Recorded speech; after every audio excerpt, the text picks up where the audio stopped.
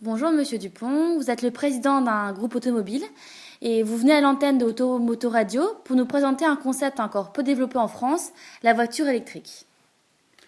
Oui, effectivement, la voiture électrique est en phase de lancement. On sent bien que c'est un marché qui est totalement naissant et qui sera surtout un marché pour le centre-ville.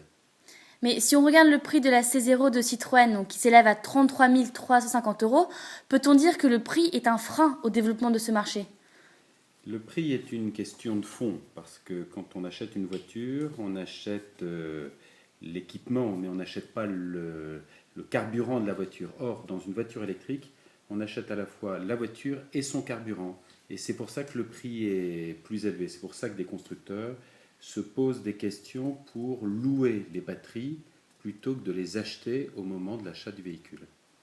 Une question d'ordre technique de la part d'un auditeur. Qui et comment peut-on recharger la batterie de la voiture?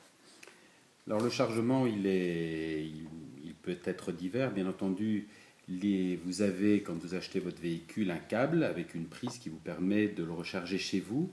Il existe maintenant des bornes électriques qui vous permettent de faire des rechargements parfois un peu plus rapides que si vous le faisiez chez vous, parce qu'il y a une intensité un peu plus forte.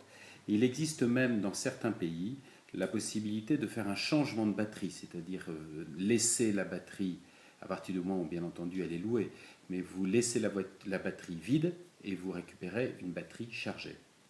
Et peut-on dire que les voitures électriques sont-elles propres à 100%?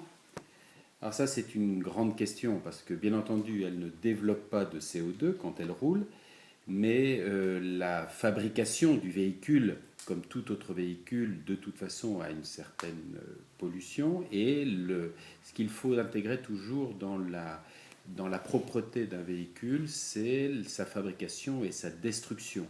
Or, la destruction de la batterie, aujourd'hui, n'a pas encore prouvé que c'est un véhicule complètement propre.